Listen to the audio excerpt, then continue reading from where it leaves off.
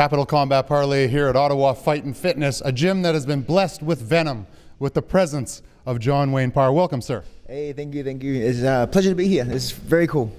Now listen, there's a lot of professional fighters in the world. There's a lot of people living that fight life with passion and determination, but none of them seem to be having as much fun as John Wayne Parr. After 25 years of combat experience, how do you keep that youthful resonance in your approach to fighting? I really like money. Yeah. So money's a big factor. Plus, even if I was doing it for free, I'd still be doing it as much as I'm doing it now. Ever since I was about 3 years old, I've always had a passion to be a fighter in some respect. I didn't know what it was going to be, whether it be taekwondo, karate, sumo wrestling. As long as I was fighting, I was, or WWE. I wanted to be Hulk Hogan back when I was a little guy. Yeah. And then just so happens that Thai boxing was the closest to my house, so I decided to give that a go. And then from then on in, just everything fell into place and got opportunities to travel the world. And then here I am. So yeah, it's been crazy. Now, how do you keep the physical youthfulness? Is it just smart training? Is it like the Thai style, like light sparring and stuff like that? Save it for the fight? Yeah, definitely. Longevity is definitely a big part of it. I see a lot of guys they're trying to kill each other in the gym.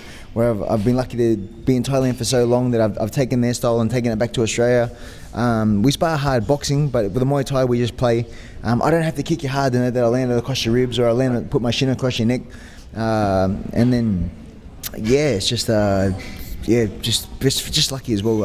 A lot of the guys, they'll come for runs with me and they'll do 3 or 4 runs and their knees are hurt and their hips hurt or they can't keep up. So somehow or other I've been able to stay in one piece all these years and I don't have to think about training. I just wake up, put my shoes on, I'm automatically just going for it. It's not a burden. It's something that I really enjoy doing. Plus, I live on the beach, so every morning I get to run out. The sun's coming up over the horizon. Guys are catching waves, and I can watch people catching tubes as I'm running along with them. Almost like I run along the headland there, so that definitely makes it easier for sure. No doubt. Let's talk about Shefights for a minute. You were in Toronto. Yes. At Shefights. How important is it in today's climate to have all-female Muay Thai card to promote females joining it and competing at the headline level? Oh, girls have always been in. My wife's a world champion as well, so nothing but respect. They work just as hard as we do when it comes to the fighting, and they're just as exciting as the men. I've never had a deal with. I never thought that we were always better. It's always been the same for me. Thailand's always been a little bit weird about the girls touching the ring, but they're slowly coming around. They're letting them fight now. They still can't touch the ring at Lumpini. They still can't compete there, but at least they're getting a name now and getting some TV recognition. So in that respect, it's helped growing the sport. Even in Thailand, the girls don't land across the top rope even. They still got to go underneath. So it's still like, come on, it's 2018. We're not in the dark eras now, but it is what it is. Some people are hard to change their culture. But for the Westerners, it's really good. And to have a full venue at the Shefights last week, it was so crazy. And then for my daughter, 15 years old, to come halfway across the world to get the opportunity to compete against a full house was such a dream, not only for her but as a father. Right. She has a good social media presence. You have a good social media presence. I think she has 29,000 followers. You have 231,000, something like this. Is that important these days? It's not a competition. It's not a competition, but you're very active on the social media, right? Is it important as far as getting sponsors and keeping out there? I just like having fun. If I consider it like walking out in front of a big stadium and entertaining. Right. So every day I got to entertain 80,000 or 200,000 people, and then I don't want to bore them with because I go to a lot of other superstars' pages and it's a picture of them leaning against a tree. And there's no comment, it's just them doing like boring stuff. So I don't want to be that guy, I want to be funny. So yeah, and then if they get a kick out of it, then I get a kick out of it, and then if I make fun of myself and everyone laughs. So it doesn't matter if they're laughing with you or against you, as long as they're laughing. That's my policy. As a stand-up comedian, I completely agree with that. I'll throw myself under the bus to get a giggle. So yeah, and then it's people respect it if you can take the mickey out of yourself too. Absolutely.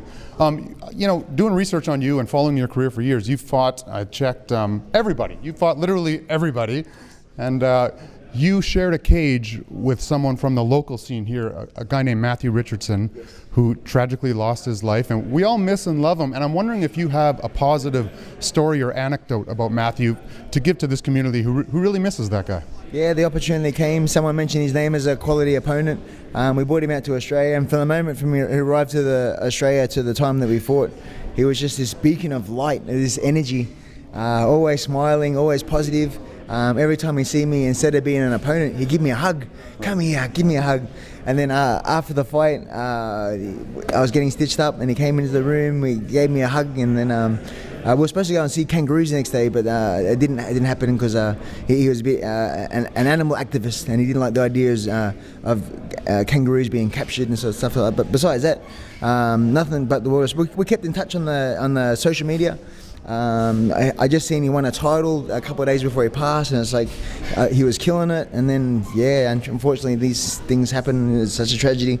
But just goes to show, just because someone's smiling on the outside doesn't mean they're smiling on the inside as well. So absolutely. Talk to your friends, and make sure if you're having problems, talking about it. Don't keep it bottled in. Thank you for that positive story. I mean, we love him here, we miss him, and he was a big part. I think he's kicked everyone in this room, including myself, in the head multiple times with that question mark kick. What will you be showing at the seminar? Because, you know, there's a mental aspect to training, but when it's a 3-hour seminar, what do you show a big crowd like this? We're going to work on fundamentals, how to generate power. We're going to work on a few different strategies. Defense is always good. A little bit of clinching as well. And just the enjoyment of what Muay Thai can bring to for 3 hours. So it's not only learning; it's also about having fun and having smiles and lots of giggling. You're still with Bellator, is that correct? Correct. Yes. Hopefully December I'll be back in Europe again. So that's the plan. That's what nothing's locked in concrete just as such, but. Hopefully, when I get back to Australia, they'll put something together for me. So I'm really keen. I've only had one fight this year. I'm getting very itchy knuckles, and plus my bank account is very scarce right now. So I need money. Last question. Give a bit of advice for all the young Muay Thai fighters coming up here who, you know, want to pursue a full-time career or even an amateur career. What advice would you give to them? You just got to have that passion. Once you get into the gyms, once you start competing a little bit, you want it more than you want to breathe. I know it's a cliche, but when I was small, until this very day, I've always had that same outlet that I don't want to just be a good fighter. I want to leave a legacy so that when I pass, I will be remembered. I don't want my time on earth wasted. I want to leave so my kids are proud, my grandkids are proud, and I want to be that guy when people think of Muay Thai and they think about Australia. I want to be the face of the sport. So, and I think I've done all right. I think you've done pretty good too. Thank you so much for your time. Blessed with venom, John Wayne Parr. Mate, thank you very much. Thank you.